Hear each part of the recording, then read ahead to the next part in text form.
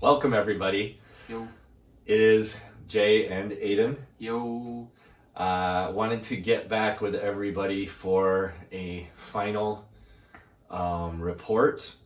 I know that all of you have been waiting for this for a long time, and so have we.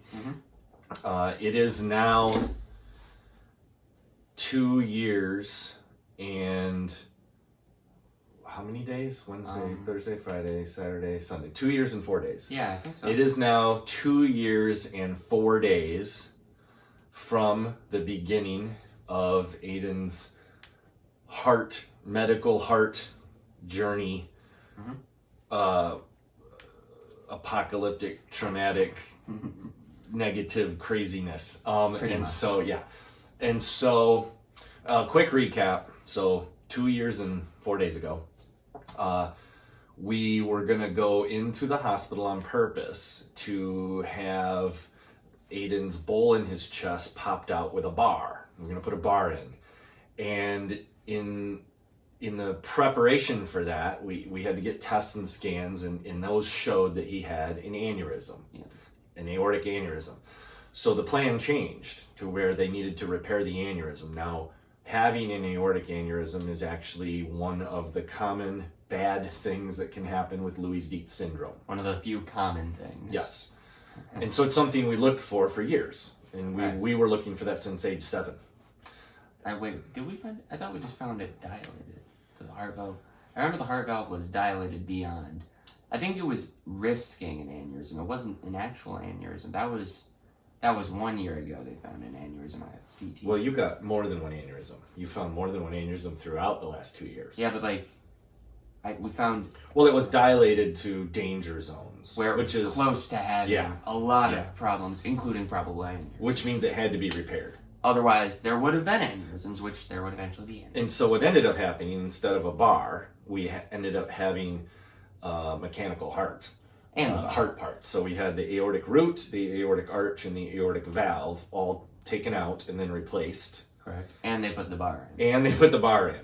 All in one giant 9-hour surgery, which was nail biting for parents and going like that.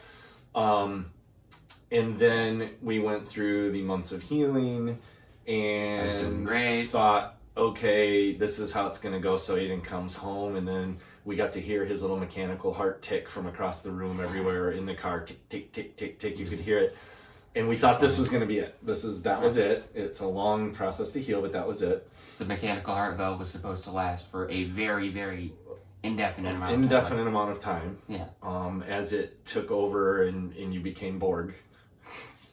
And that's what was supposed to happen, but it didn't. So, yeah, sure. So then we get through that process, and then you woke up coughing blood, right? Actually, no. Was that time, or is that the third time? That was the third time. What happened this time is, well, I noticed that when we were at my grandma's house, it started with back pain and exhaustion. That's right. Yep. And then it got worse. Yep. And then it proceeded to back pain, nausea, and exhaustion. Woke up one morning, collapsed on the ground, threw up, and then we should probably go to the hospital. That's right. And so we went in, and then they scanned, and they go, okay, stuff tore apart. That was the aneurysm. That was the aneurysm. That was the first. They're like, we need to go in immediately.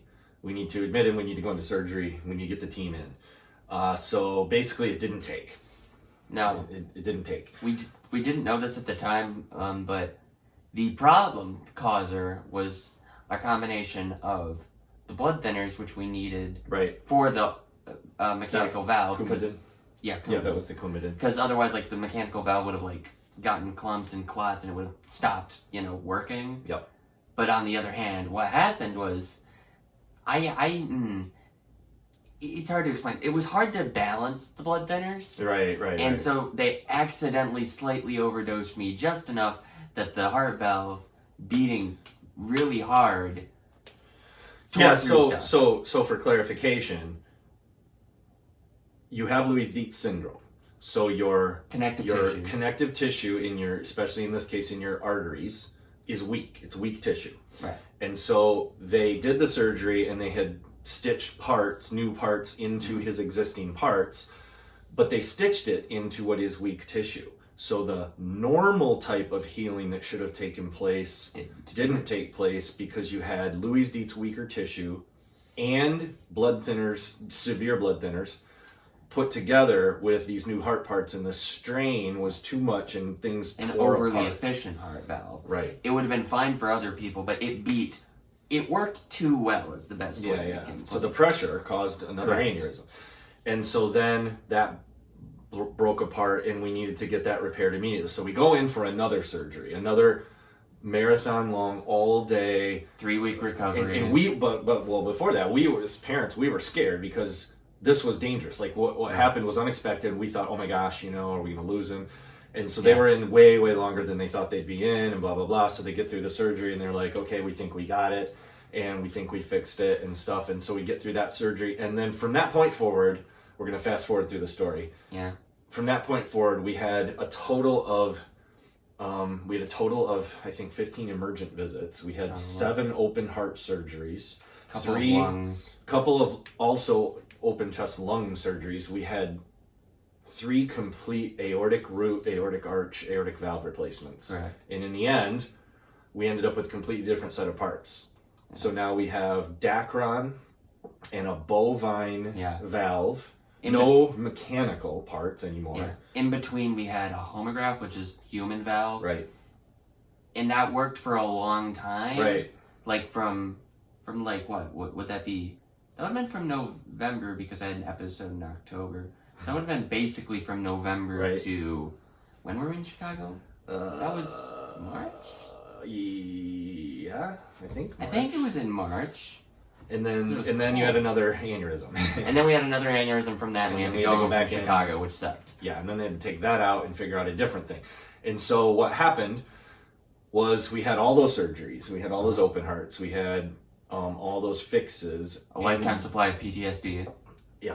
And then it appears as though we found the right formula for Ayden's body, for his specific arteries, for the pressure on the heart, the Louis Dietz and everything, and they found the right combination of things.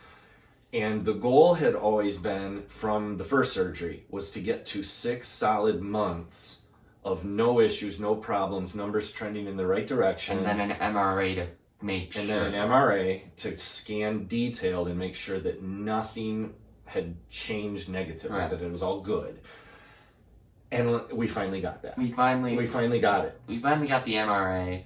And yeah, you see, the reason this worked is because we removed all of the factors that had caused problems. Right. One by one. Yeah, as we figured them out. Yeah. Because the bovine worked the best. We didn't know it until we tried it. Right. The closest thing to a blood thinner I have now is aspirin. Which is mild. Which is very mild. Right. And I'm slightly less of a hodgepodge of medical randomness. No Borg. No Borg. No Borg. And the bar isn't in my chest anymore. Which they won't put the bar back in because after they did it the first time, they did the second surgery, they'd take the bar out, and they didn't want to risk a 3rd, 4th, or 5th surgery where they couldn't get in time and save him. So they didn't want the bar back in case they had to go back in, which they did have to end up going back in. So that was a great choice.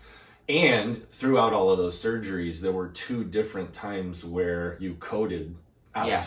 So he went flatlined and stayed there for a little while. Yeah, it stayed there a couple minutes actually. Which is. And then they had to do the zappers and the whole deal. So there were 2 times where he was out. Yeah. One of which I was unconscious. The other I was very present. Yeah, the scary stuff. Yeah, that was not fun at all. That was awful. But we got through that. All those we got till.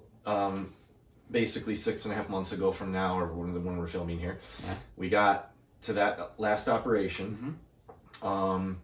So as you can imagine, Ayden has been opened here 7 times. And they're all on top of each other. All on top of each other, same scar, same bone spreader to move the ribs apart over and over and over.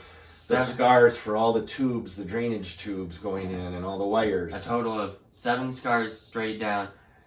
2 on each side from the bar because they had to put it in and take it out. The bar ones, a multitude of other scars from when they had to go in other places that were not the chest, mostly Right. for like the lung stuff, and Right. for the alternative Right. heart replacements. Right. A ridiculous amount of drainage tube scars. I think Ridiculous. 20 plus drainage tube Ridiculous. scars. And remember, I have to get reminded of this every time I take a shower. So Yeah, it's all there. this is a very visual reminder. And then necklines and IVs. The necklines, and yeah. blood There's a lot of draws and- scarring up in here. Yep. Yeah. But that is all a reminder of overcoming and winning Yeah. and fighting and winning. Yes. Yes. Yes. And so we are here today to re-explain all of that and to claim victory. Victory. Victory. He made it through. We are now considered past it medically. Ayden still has Louis-Dietz syndrome and always will. And so there's always a possibility of something new going wrong, some different thing in the future. But right now, as of right now, we're all healthy. Mhm. The chest is healthy. Everything's healthy. Yes. Headed in the right direction. We have the clear to travel. So Which we is can amazing. actually go places as a family. We can get out. Without getting called back halfway Right. through the trip. Yeah, that was not cool.